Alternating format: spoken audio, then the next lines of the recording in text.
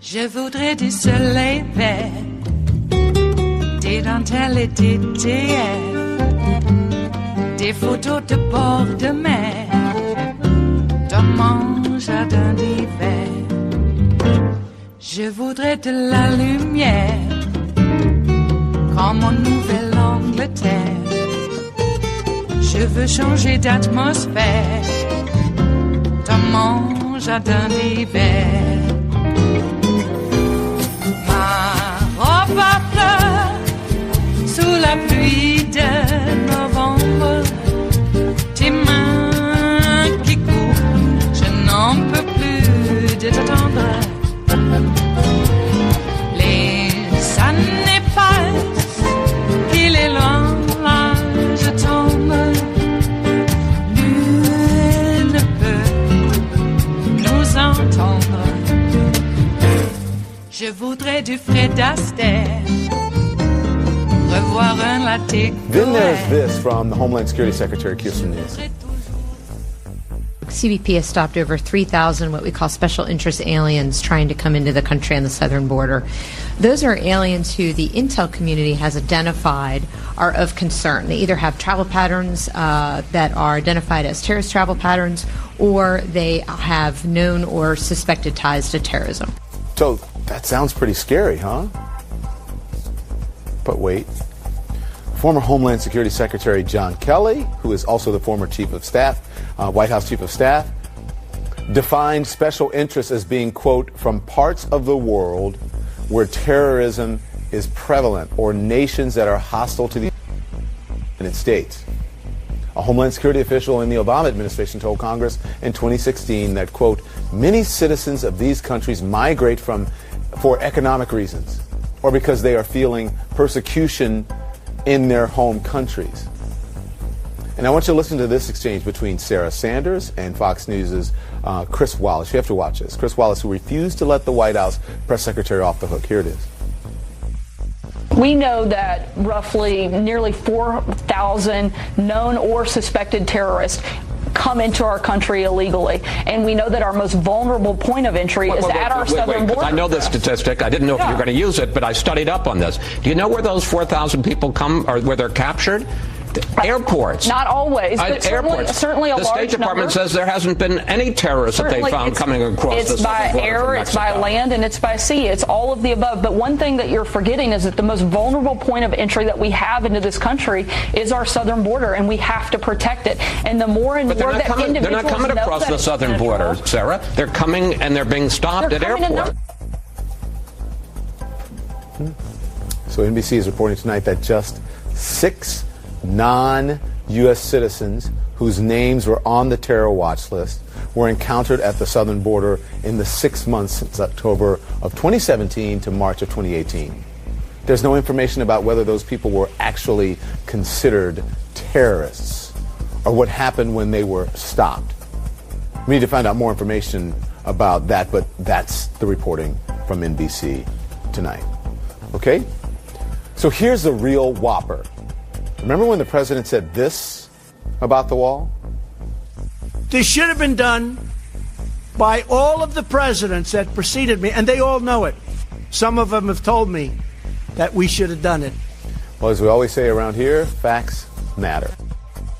And the fact is, none of this president's living predecessors support him on the wall. Not one. Okay? Not one.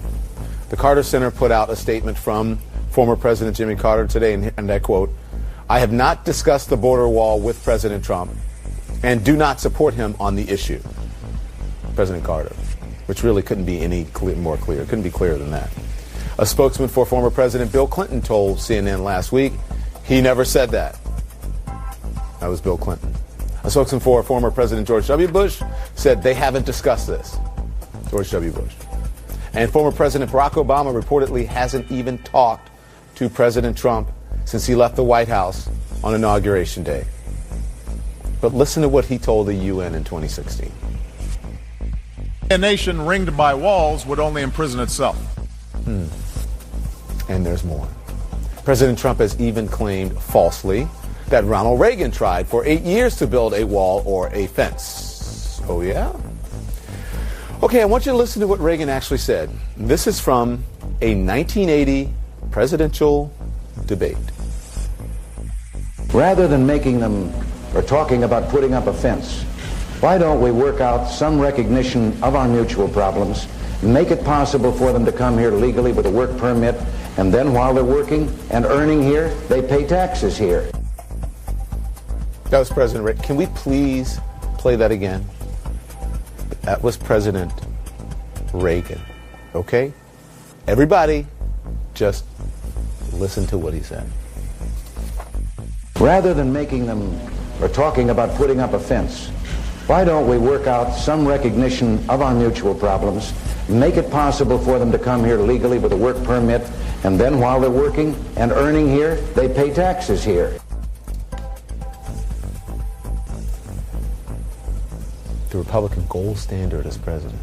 Platinum standard, Ronald Reagan. Republican. And in spite of all that, this president is insisting on manufacturing a national emergency. One has shut down the government for who knows how long and left 800,000 federal employees without pay. I can relate, and I'm sure that the people that are on the receiving end will make adjustment. They always do. And they'll make adjustment. People understand exactly what's going on. But many of those people that won't be receiving a paycheck, many of those people agree 100% with what I'm doing. So what do you tell the repo man or the bank mortgage lender? Can you make some adjustments for me? Adjustments. Tell that to federal workers who have to pay rent, who have bills coming due, who may live paycheck to paycheck. The Washington Post is reporting almost 100,000 of those workers make less than $50,000 a year. They may have to do a lot more than just make adjustments. And workers who are not getting paid are not the only ones who will feel the pain. If this shutdown continues into February, some 38 million people who depend on food stamps to feed their families could face severe cuts. And as hundreds of TSA screeners are calling in sick at airports all across the country, the Airline Pilots Association, which represents 61,000 pilots, is urging the president to end the shutdown, saying it's adversely affecting the safety, security, and efficiency of our national airspace system. Sources telling CNN the TSA held a call today to try to figure out how to ensure officers show up to work. And yet here we are. Just days away from day 18. Just hours, I should say, away from day 18 of the shutdown. Now you may be saying to yourself, wait a minute. Donald Trump wrote the book, The Art of the Deal. Although I should point out he didn't literally write The Art of the Deal, though he takes credit for it all the time, but I digress. He's a ghostwriter, we have him on all the time. You might be asking yourself, why can't the man whose name is on The Art of the Deal, the man who got his first Time magazine cover, another thing he talks about all the time, he got that cover 30 years ago this week, why can't he get this deal done? Schumer and Nancy Pelosi and myself can solve this in 20 minutes if they want to. If they don't want to, it's going to go on for a long time. Well, the dirty little secret, not so secret, is Donald Trump is not very good at making deals. You guys didn't know that? Ask some New Yorkers who've been around for a long time or people who he's worked with. He's not really good at making deals. The Wall Street Journal reminds us that he overpaid for the Plaza Hotel on Fifth Avenue, then lost it in bankruptcy just a few years later. He declared corporate bankruptcy 6 times. And the Journal also reports he missed out on a deal that would have gotten him $180 million for a stake in his Atlantic City casino, but he didn't want to take his name off the building. He does like to put his name on things. It's going to be a beautiful, gorgeous, big... They're going to name Trump someday. That's why I'm going to make it. I got to make it beautiful because maybe someday they'll name the wall the Trump wall. Just perfect. I want it to be so beautiful because maybe someday they're going to call it the Trump wall. Maybe. Someday they'll call it the Trump wall, so I have to make it beautiful. It is Tuesday, the 8th of January of 2018, and you are in West Coast Cookbook and Speakeasy. I am your chef de cuisine, Justice Putnam, and our daily special is Tarrytown Chowder Tuesdays. We need a little bit of comfort food, folks, and Tarrytown Chowder is right there to do it for you. Well, of course, the big news is the address from the Oval Office, apparently. Now, David had posited at the beginning of his show, is it really in the Oval Office? I thought they went to Camp David. But, okay. Whatever they say, you have to suspect whether it is the truth. They say this address will be emanating from the Oval Office, and we don't know if that's true or not, but an address will be made nonetheless. And that is the big news. And the big news also is that all of the networks are going to carry it. They didn't carry Obama's. And they said that his address was political.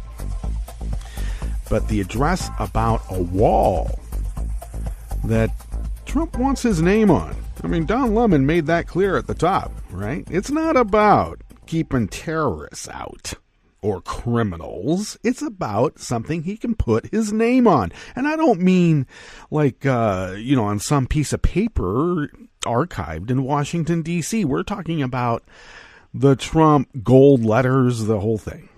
You know that is exactly what he wants, and he's going to get it. And if he doesn't get it, it's a national emergency. Now, a national emergency, of course, we know entails some pretty scary things in the hands of this guy. Seizing bank accounts, stopping Twitter accounts. And if that happens, now, I'm going to, before I say this, I just want to warn everybody. I've been batting 1,000% since Nixon committed treason by injecting himself before he was president in the Paris peace talks in 1968. I was just a kid. I was in junior high. Seemed pretty blatant. We didn't know it was Nixon. We suspected. Because something happened. And it was like a switch in those talks. And I remember my friends, we were all precocious kids. I mean, come on.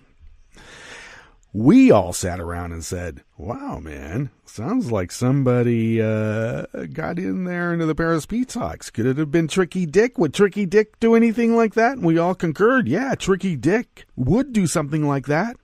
Because Tricky Dick was known for doing something like that. Oh, I don't mean talking to the commies. But I am talking about doing whatever it takes, and even if it's illegal. Treasonous? Hey, winning is everything, isn't it? That all said, I've been batting 1,000% since Nixon injected himself and committed treason in the Paris peace talks in 1968 in I Told You So's.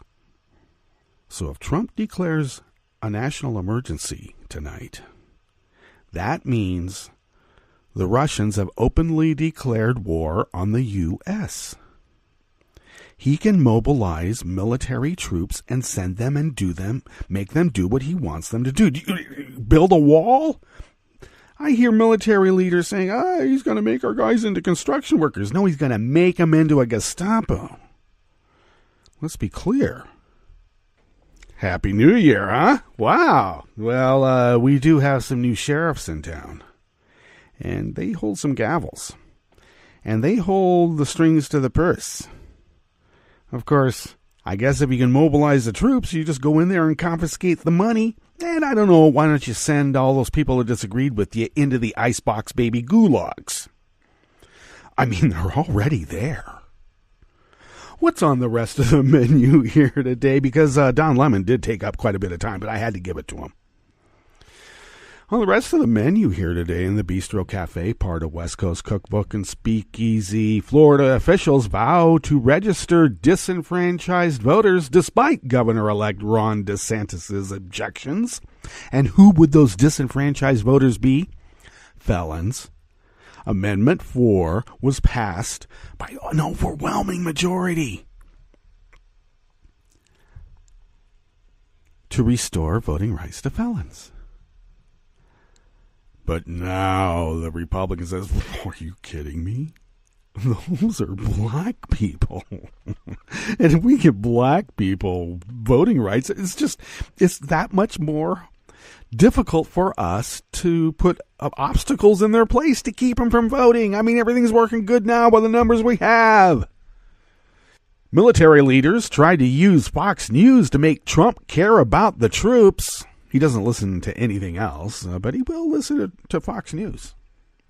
And Blackwater founder Erik Prince said his interview with Mueller's team was worse than a proctology exam. Yeah, and he would know. After the break, we move to the chef's table where a 20-year-old suspect is arrested in Frankfurt for the massive German politician hack. Also celebrities and other people. Text messages and phone calls with little kids, between little kids who happen to be the kids of the people on the list. And the abrupt resignation of the World Bank president opens up new international challenges for Trump from developing nations, or what he likes to refer to them as shithole countries. All that and more on West Coast Cookbook and Speakeasy. Bon appetit.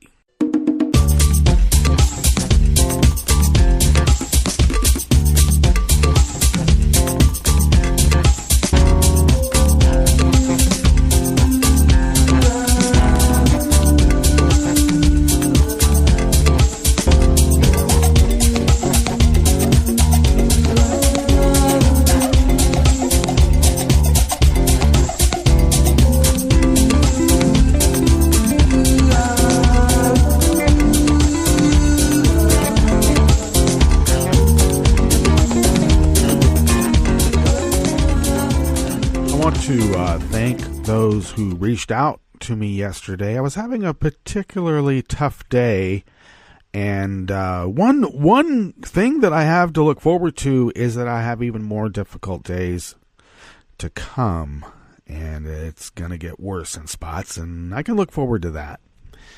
And I just want to assure everyone that I know what to expect. I've single-handed grief before, but I never had a radio when I was out on the Tempest and the wild seas, tossed about. And it's nice to have a radio this time, and it doesn't make it seem as I'm single-handedly steering this ship of grief.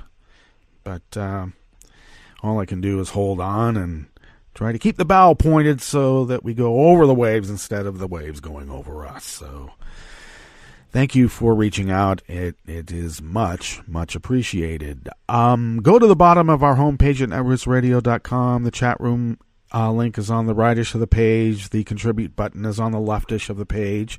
Follow Netroots Radio on Twitter at Netroots Radio. Follow me on Twitter at Justice Putnam. And I post the show notes and links diary on Daily Co's about 10 minutes before showtime. Find me there as Justice Putnam. Justice Department on netrootsradio.com. If you put that in there, I'm pretty sure that'll take you right to my page. It also has music playlists from the Sunday show that I've been doing a lot of reprises lately, but I did do one in honor of my son this last Sunday. Okay, so what else? You can follow the show on Twitter at Cookbook West, and pick up podcasts by way of Stitcher, Spreaker, TuneIn, iTunes, iHeart, YouTube, and wherever podcasts can be found, because we're practically everywhere. All right, this first article or offering here in the Bistro Cafe of West Coast Cookbook and Speakeasy comes our way by way of Think Progress, and Addie Baird penned this from Fort Myers, Florida. Advocates and local officials promised yesterday that the 1.4 million Floridians previously deprived of their voting rights due to felony convictions will be able to register to vote when the amendment that restored their right is officially implemented today, no matter what Governor-elect Rod DeSantis, Repug, says. Last month, DeSantis, who will be inaugurated today, said he believes Amendment 4 should not be implemented without input from the state legislature, delaying the fulfillment of the voter-approved measure by at least 2 months and further disenfranchising returning citizens. But on the eve of Amendment 4's scheduled implementation, advocates were defiant. When we walk into the county supervisor's office tomorrow, they said this just last night, we're walking in under the authority of the highest law in the state of Florida, which is our state constitution, Desmond Meade, president of the Florida Rights Restoration Coalition, said on a call with reporters late yesterday, we are fully expecting every county to follow the law. We're not expecting anyone to stop us. Now, wait. Are we talking about Florida here? I mean, Florida? You expect them to follow the law if it doesn't fall in their favor? Are you kidding me? Okay. I don't want to act as if this particular official is being naive. I think they're being ironic. All right. So, but fortunately, supervisors of elections offices across the state, including Broward, Palm Beach, Orange, Pinellas, Hillsborough, and Lee counties, confirmed to Think Progress that they will accept registration applications from returning citizens beginning today. The Sarasota County election supervisor told Sarasota Magazine that they will accept registrations as well. Well. Now that says something. If returning citizens check every box Tuesday confirming they can legally register to vote, Susan Booker of the Palm Beach County election supervisor said that she will register them and she'll send the form along to the state. But what will happen with that form when it reaches the state, which has to officially clear people register to vote, remains uncertain. Because then it'll be in DeSantis' purview, won't it? Well, I told you.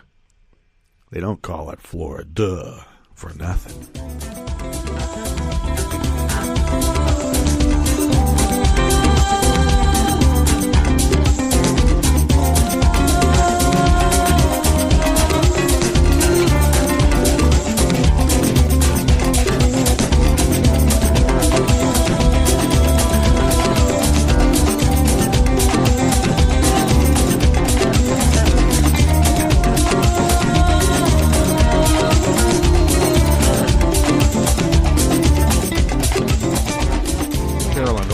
Of Share Blue Media brings us this next offering here in the Bistro Cafe of West Coast Cookbook and Speakeasy, Tarrytown Chowder Tuesdays. For all of Trump's embracing of the troop, well, it's all fake. You know that, of course. Morale among troops in Afghanistan is at an all-time low, forcing military leaders to resort to desperate measures to get Trump to care about them. So desperate, they're going on Fox News because that's what he watches. He doesn't watch Oprah. No, he doesn't watch Oprah. He doesn't watch any of these other. He doesn't watch The View. Does Oprah even have a show? Yeah, she still does. But he definitely doesn't watch The View. Well, maybe he does. But where he gets his real-time live news and advice, Fox News. Well, according to the Daily Beast, which detailed a failed effort to convince Trump to pay attention to the mission in Afghanistan, Military leaders in Kabul and elsewhere in the country have tried for more than a year to figure out a way to get Trump to care about their work in the war zone. And their efforts kicked into overdrive ahead of the September departure of General John Nicholson, the former commander of American and NATO forces in Afghanistan. There was a massive push to get people to understand that there was still work to do. Peace talks to finish, a source told the Daily Beast. As part of that effort, Nicholson and other top military officials went as far as convening a series of meetings in Afghanistan last summer to discuss strategies to attract Trump's attention.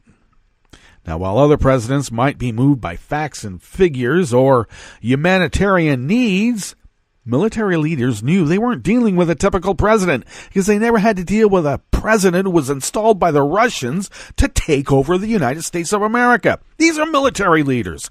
What moves Putin? Do that. And I actually think they're doing it. Okay?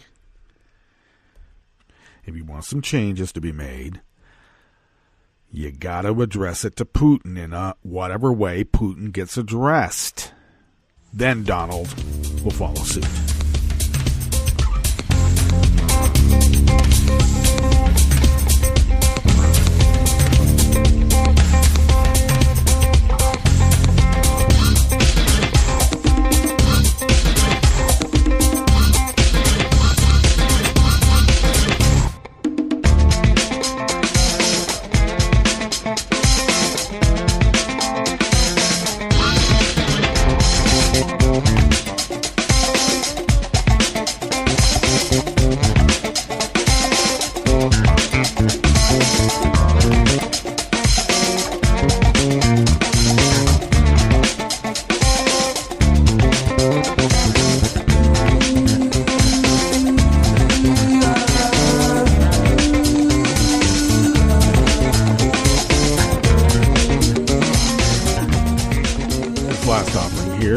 Bistro Cafe of West Coast Cookbook and Speakeasy comes our way by Alternate by Alex Henderson. Well, now let's remember who Erik Prince is of Blackwater. I think it's Academy.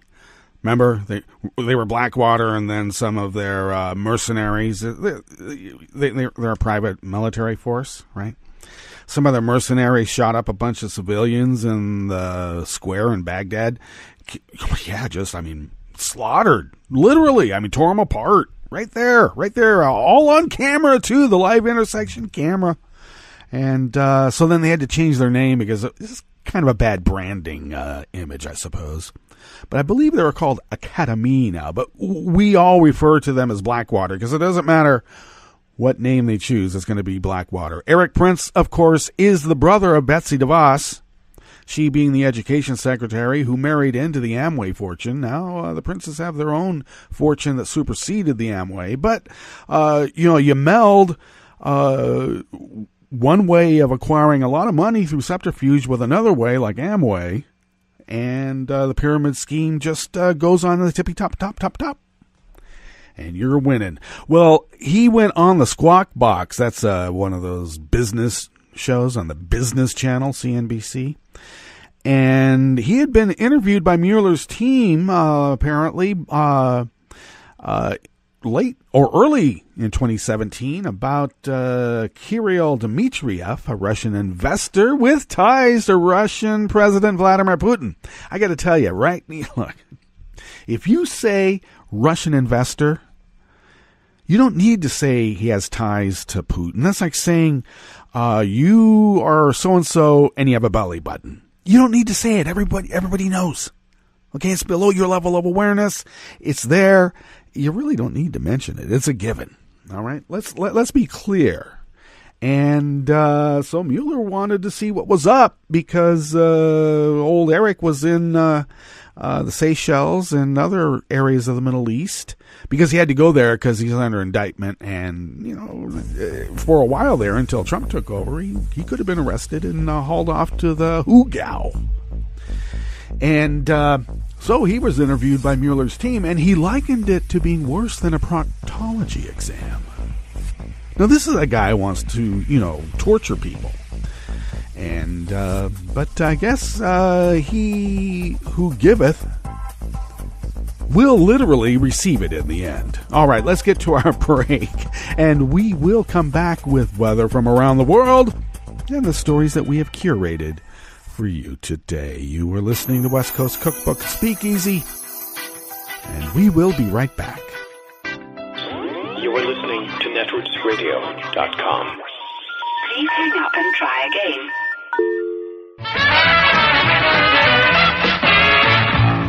From a point at sea to the circles of your mind, a new force is at work for planetary transformation.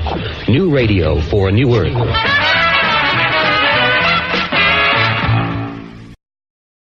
This is Take Two Movie Review. I'm Clinton Johnston. This week, and yet so far.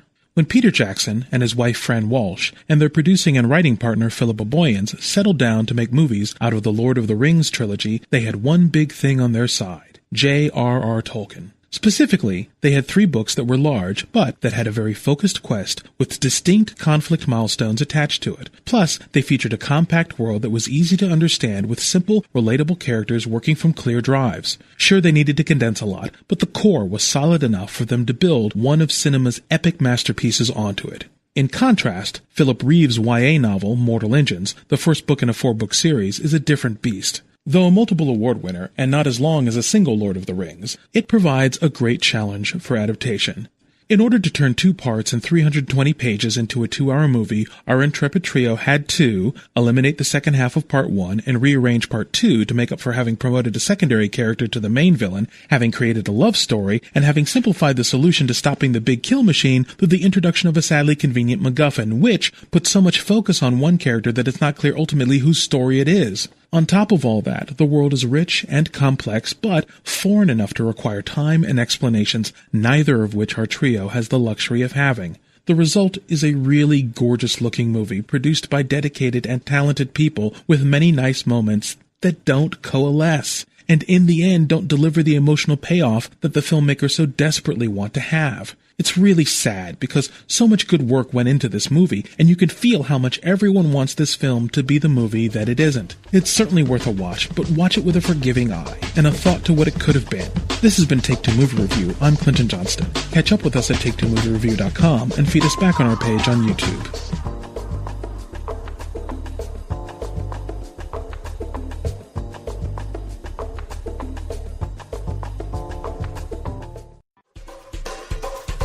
This is Scientific American's 60-Second Science. I'm Christopher Intagliata. Facebook is currently worth some $400 billion to its shareholders, which might seem like a lot, but a recent study suggests the company's worth many times more than that to its users. Basically, our punchline is that Facebook does seem to bring value to its users, and maybe that's the nicest thing anybody said about Mark Zuckerberg all year, but it does seem to bring joy or utility to people. Sean B. Cash is an economist at Tufts University in Boston. He and his team asked some 1,300 Facebook users from colleges, community, and online samples to put a dollar figure on the value the social network brings to their lives. Specifically, they asked users how much they'd need to be paid to deactivate their accounts. And the stakes were real. If a user's offer was accepted, she'd have to deactivate her account for up to a year. And Cash, remember that's the actual name of the economist, Cash, would have to pony up the money. We did have some budget-breaking surprises. But just how big of a surprise? Cash and his team found that on average, users asked for more than $1,000 in exchange for shutting down their accounts for a year. They reported the results in the journal PLOS ONE. If you divide Facebook's market capitalization by its number of users, more than 2.2 billion, you'd find that each user is worth about $175 to investors. But actual users seem to prize access to the platform at more than 5 times that. Not that Cash and his team are suggesting CEO Mark Zuckerberg should actually charge that much for access, but what they're measuring instead is what's called consumer surplus, or more simply put, the additional perceived value that users get from using the service. If you think about the history of innovation in general, it's often the case, even when we see somebody like Edison making a lot of money off of the light bulb, the value to all the users of the light bulb since then has been much higher than whatever fortune he made. Facebook's never-ending string of privacy missteps, though, might affect whether we'll say the same of the social network in the future, whether Zuckerberg likes it or not. Thanks for listening. For Scientific American's 60 Second Science, I'm Christopher Intagliata.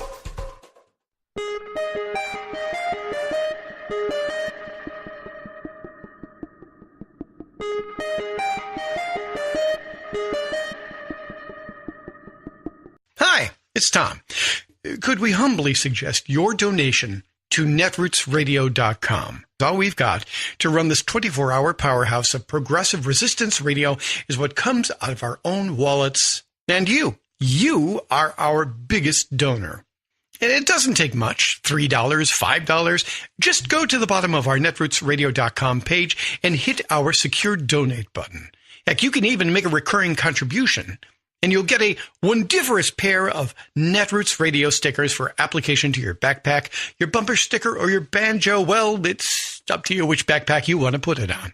So donate what you'd like at the bottom of our netrootsradio.com's homepage, because you are our biggest donor. netrootsradio.com. Together, we are Resistance Radio.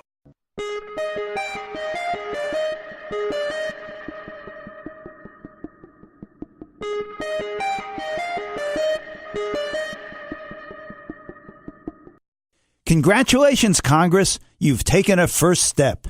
I'm Bill Newman, and this is the Civil Liberties Minute. In late December, Congress passed and President Trump signed into law the First Step Act, a law that brings some beneficial reforms to the federal criminal justice system. On sentencing, the law reduces the mandatory minimum for a second drug offense, for example, from 20 years to 15, and for a third offense from life to 25 years behind bars. Still draconian, but less draconian. The First Step Act also gives judges more discretion when sentencing defendants who previously only had minor misdemeanors, and it prohibits shackling women during pregnancy and childbirth, and it restricts solitary confinement for juveniles, and it reauthorizes the federal program that assists recently released prisoners with counseling, drug, and employment services. But the law is not comprehensive criminal justice reform. The sentencing provisions are not retroactive. And the law, of course, only affects federal prisoners, who only make up a little over 7% of the 2.3 million people incarcerated in the United States today. Our country still imprisons a larger percentage of its population than any other country in the world. And so the law recently passed is rightfully titled the First Step Act. The Civil Liberties Minute is made possible by the ACLU, because freedom can't protect itself. I read the news today, oh boy. It's time for Nicole Sandler's What's News from NicoleSandler.com and the Progressive Voices Network. In 2014, all of the major networks refused a request from then-President Barack Obama when he wanted to address the nation to present his plan for immigration reform to the American people. For some reason, all of the major TV networks will air Donald Trump's 8-minute address Tuesday night on his promised border wall live after the White House requested they make space in their primetime lineups. ABC, CBS, Fox, and NBC all confirmed Monday that they would carry Trump's address to the nation on what he calls, quote, the humanitarian and national security crisis at our southern border. Democratic leaders Nancy Pelosi and Chuck Schumer have asked the networks for equal time to respond to Trump's address. Meanwhile, if the networks insist on carrying the speech live, many are suggesting live fact-checking, even running the speech on a short delay, allowing the networks time to respond to Trump's lies as they happen. For example, a few days ago, Trump said that past presidents agreed with him on a wall. This is national security we're talking about. We're not talking about games. We're talking about national security. This should have been done by all of the presidents that preceded me, and they all know it. Some of them have told me that we should have done it. Not so fast, Captain Bone Spurs. All 4 living former presidents have now denied telling Trump that they support his long-promised border wall.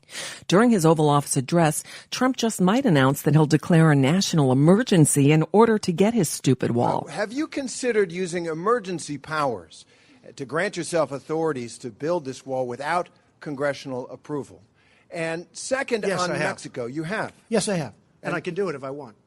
So you don't need congressional approval to build the wall? No, we can use them. Absolutely. We can call a national emergency because of the security of our country. Absolutely. No, we can do it. I haven't done it. I may do it.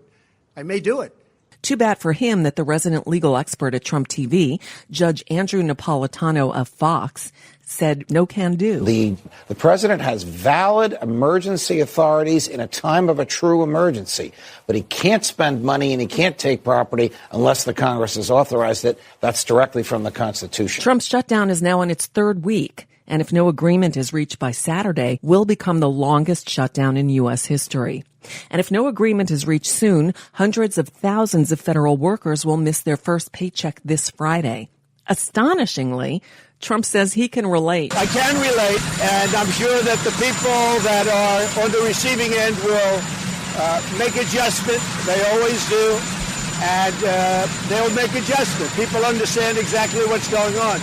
But many of those people that won't be receiving a paycheck, many of those people agree 100% with what I'm doing. He has no idea what it's like to live paycheck to paycheck. One of Trump's latest lies got a big pushback this weekend, surprisingly from Chris Wallace at Fox, who didn't let Sarah Sanders get away with the whopper. He began with a clip of Kirstjen Nielsen, head of Department of Homeland Security. CBP has stopped over 3,000 what we call special interest aliens trying to come into the country on the southern border. Those are aliens who the intel community has identified are of concern. But special interest aliens are just people who come from countries that have ever produced a terrorist. They're not terrorists themselves, and the State Department says that there is, quote, their words, no credible evidence of any terrorists coming across the border from Mexico. We know that roughly nearly 4,000 known or suspected terrorists come into our country illegally. And we know that our most vulnerable point of entry is at our southern border. I know this statistic. I didn't know if you were going to use it, but I studied up on this. Do you know where those 4,000 people come, or where they're captured? Airports. Not always, but certainly a large number. The State Department says there hasn't been any terrorists that they found coming across the southern border from Mexico. It's by air, it's by land, and it's by sea. It's all of the above. But one thing that you're forgetting is that the most vulnerable point of entry that we have into this country is our southern border, and we have to protect it. And the more and more that individuals they're not coming across the southern border, Sarah. They're coming and they're being stopped at airports. NBC News broke a story Monday night that says CBP encountered only 6 immigrants at the southern border whose names were on a federal government list of known suspected terrorists during the first half of fiscal year 2018. Starting Tuesday, 1.4 million Floridians with completed sentences will be able to register to vote, the single biggest enfranchisement of voting rights since passage of the 26th Amendment to the Constitution. And finally, Cyntoia Denise Brown, a Tennessee woman serving a life sentence for killing a man who bought her for sex when she was 16 years old, has been granted clemency after 15 years in prison. Brown was 16 when she killed a 43-year-old stranger who picked her up and brought her to his home. Sentenced to life in prison for the 2004 murder, her case gained national attention last year after it began circulating under the hashtag #FreeCyntoiaBrown, lifted further by celebrity supporters. Her defenders said the teen was forced into prostitution by a violent boyfriend. On Monday, Tennessee Governor Bill Haslam granted her clemency, adding that she will be released on August 7th and on parole for 10 years. And that's a bit of what's news for now. I'm Nicole Sandler. If you appreciate these reports and the Nicole Sandler Show, I hope you'll consider making a contribution. My work is 100% listener supported, and I can't do it without your help. Find out more at NicoleSandler.com/donate. This is Solidarity News on Radio Labour. This is a Radio Labour report recorded on Tuesday, January 8th, 2019. I'm Mark Boulanger. The British Trades Union Congress, the TUC, is calling on the UK government to delay its withdrawal from the European Union. Almost 2 years ago, the UK announced its decision to use Article 50 of the EU's Lisbon Treaty to withdraw from the Union. The withdrawal, known informally as Brexit, is scheduled to take place on March 29th of this year. Conservative Prime Minister Theresa May has negotiated an exit deal, but that deal has been condemned by the Labour Party and the Trades Union Congress. One of the most contentious Brexit issues is the possibility of a return to a hard border between Ireland and Northern Ireland. The hard border was removed in 1998 with the Good Friday Agreement. Frances O'Grady is the TUC's General Secretary. The government is in chaos and the Prime Minister has lost control. Mrs May's Brexit deal threatens our jobs and our rights at work. It fails working people. We need to stop the Brexit clock. It's clear there's no majority in Parliament for her deal and no majority for a no-deal Brexit either. So the sensible and responsible thing to do is to suspend Article 50. The chaos in Westminster means we need more time to come together and to find a real alternative. If the government can't find an alternative, it needs to step aside. One way or another, the people must have the final say on Brexit.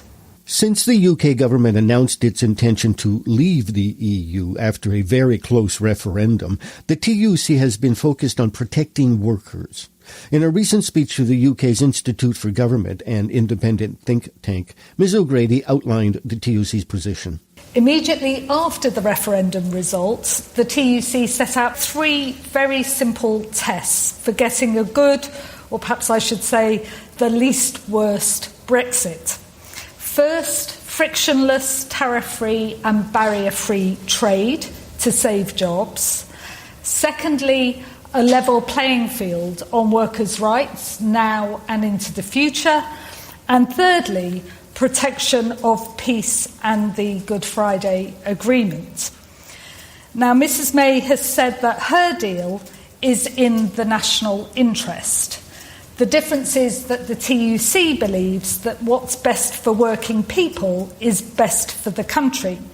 The first problem that we see is that the political declaration on the future relationship is just that. It's a declaration with no legal status. So we're being invited to jump ship with no guaranteed destination or even a lifeboat. Secondly, trade will no longer be frictionless.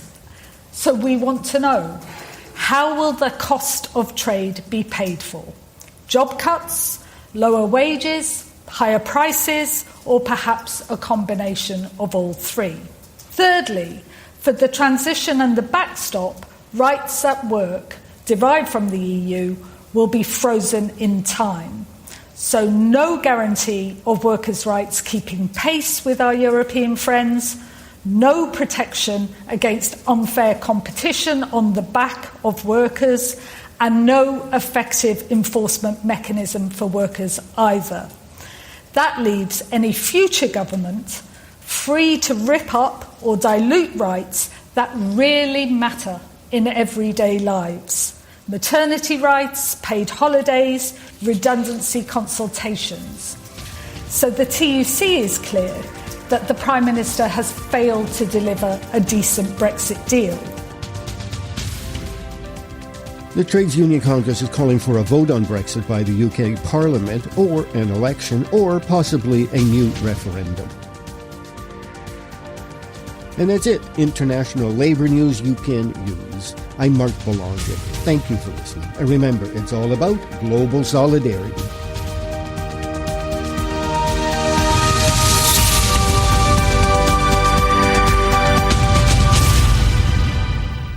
From UN headquarters in New York, I'm Luke Vargas with your World in 2 Minutes.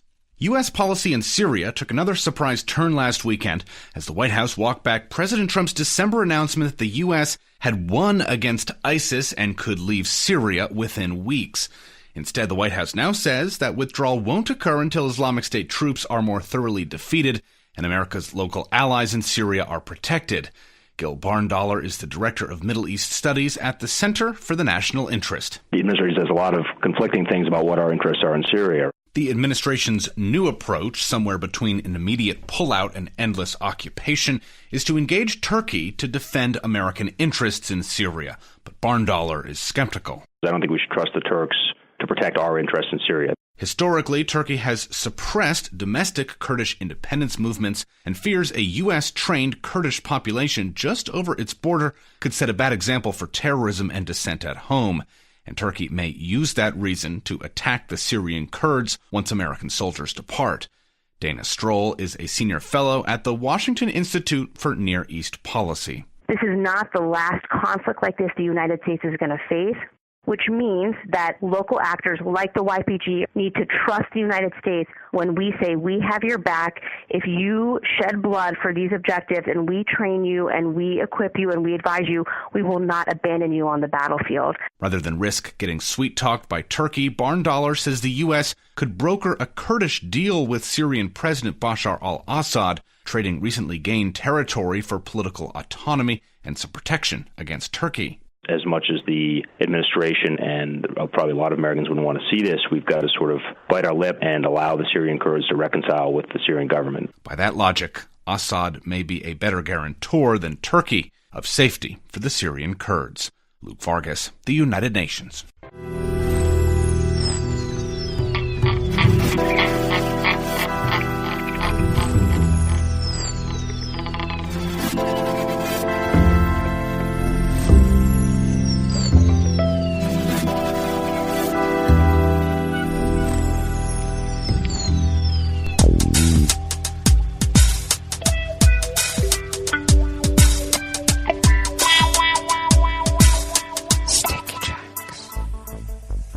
Thank you for accompanying us here to the chef's table at West Coast Cookbook and Speakeasy.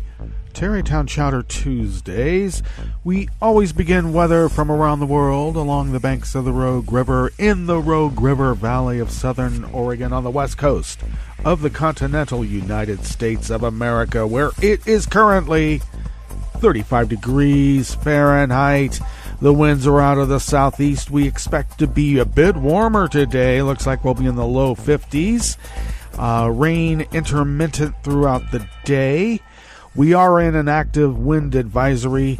Winds right now, they say, are at 10 to 15 miles per hour, but as I gander out, they are still, so, meaning it's not windy right now.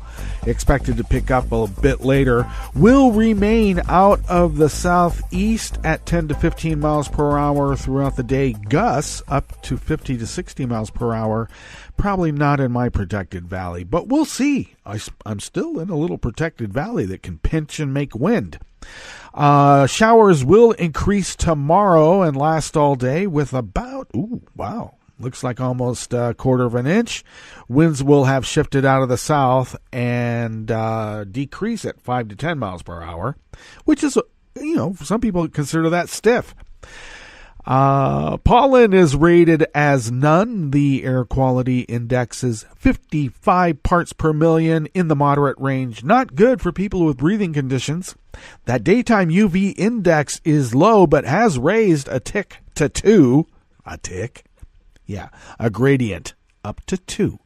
And, continuing, barometric pressure is holding steady at 29.64 inches. Visibility is at 8 miles, and relative humidity is at 85%. Weather from around the world is brought to you by people's personal weather stations that they purchased. These people planted these purchased personal weather stations somewhere on their property, and these people positively live around the world. They do, too. London is 48 degrees and fair. Paris is 48 and mostly cloudy. Rome, yes, Rome, is 48 and mostly cloudy. Kiev is 14 and mostly cloudy. Kabul is 19 degrees and clear. No wedding parties today. I don't think Tuesdays is a good day anyway. Stay in. The drones be a-flying, people be a-dying. Okay, stay in Kabul, please. Do my heart some good. Hong Kong is 61 and mostly cloudy. Tokyo is 41 and fair with an ice warning. Yeah, at night. Let's see. Sydney, Australia, during their summertime down there is 72 and clear. San Francisco, California is 53 and cloudy with an active wind advisory and a gale warning. Small craft advisory. Be careful over there. And New York is 43 degrees and cloudy. And there is an active weather advisory warning as well, a gale warning, So hold on to your hats, button that top button, batten down the hatches, and stay warm. And that is Weather from Around the World, brought to you by people's personal weather stations that they purchased. These people planted these purchased personal weather stations somewhere on their property, and these people positively live around the world.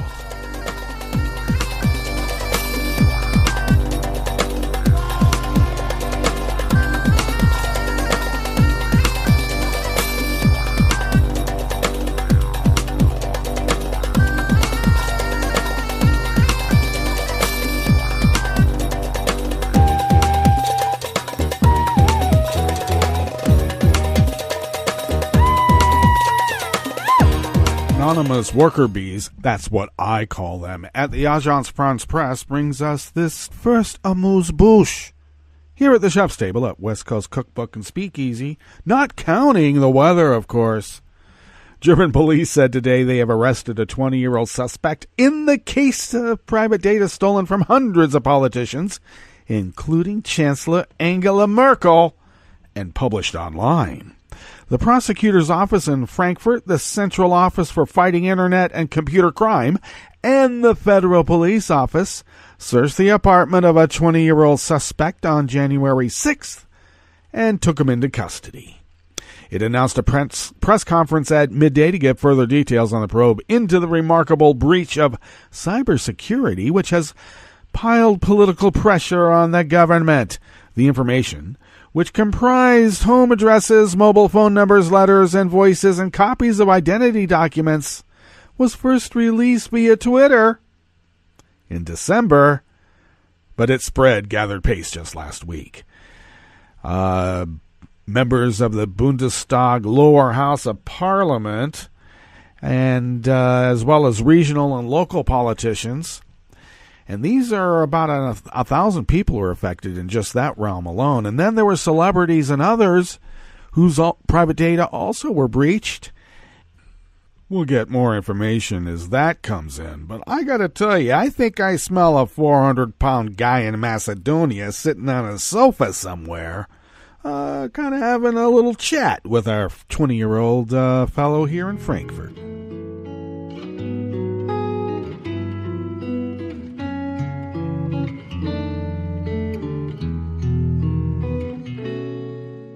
Je te donne ce mon amour pour la vie entière. La promesse de me trouver à tes genoux. Aussitôt que tu m'appelles, rester toujours fidèle. C'est tout, c'est tout. Je te donne tous mes printemps, mes étés de mer. Mes automnes, quand les feuilles tombent partout. Si ce n'est pas une bonne affaire, je te donne tous mes hivers. C'est tout. Kevin Liptak and Donna Borak of CNN Politics brings us this last amuse-bouche here at the chef's table at West Coast Cookbook and Speakeasy. Tarrytown Chowder Tuesdays. The abrupt departure of World Bank President Jim Yong Kim, 3 years ahead of schedule, is setting up an opening for Trump to fill, because the U.S. traditionally fills this since we're the largest stakeholder.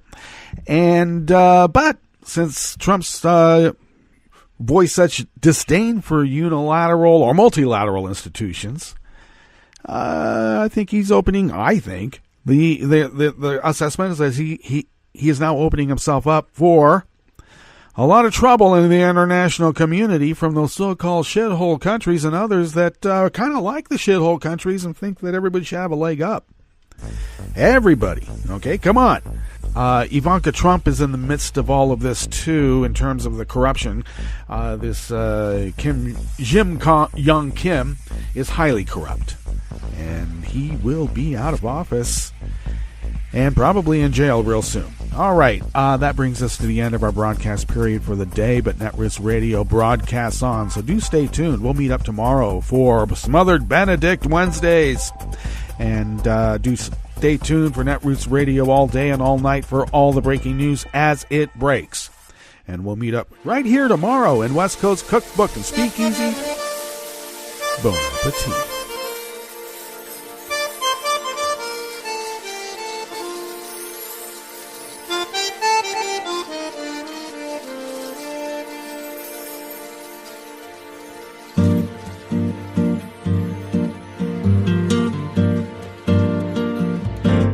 Je voudrais du soleil vert, des dentelles et des théâtres, des photos de bord de mer, dans mon jardin d'hiver.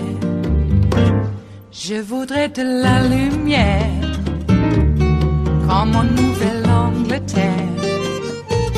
Je veux changer d'atmosphère, dans mon jardin d'hiver. Ma fleur sous la pluie de novembre, tes mains qui courent, je n'en peux plus de t'attendre. Les années passent, il est loin, là je tombe. Nul ne peut nous entendre.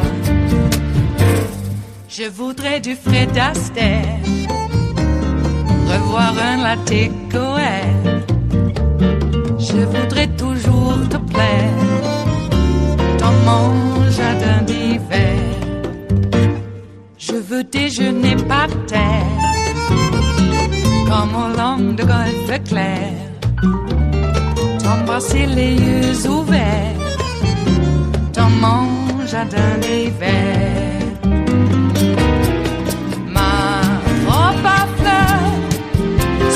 Pluie de novembre, tes mains qui courent, je n'en peux plus de t'attendre. Les années passent, il est loin, là je tombe. Nul ne peut nous entendre. Ba-da-da-dum-di-da-dum. Ba-da-da-dum-di-da-dum. Ba-da-da-dum-di-da-dum. Dans mon jardin d'hiver. Ba-da-da-dum-di-da-dum. Ba-da-da-dum-di-da-dum. Ba-da-da-dum-di-da-dum. Dans mon jardin d'hiver. Dans mon jardin d'hiver. Dans mon jardin d'hiver.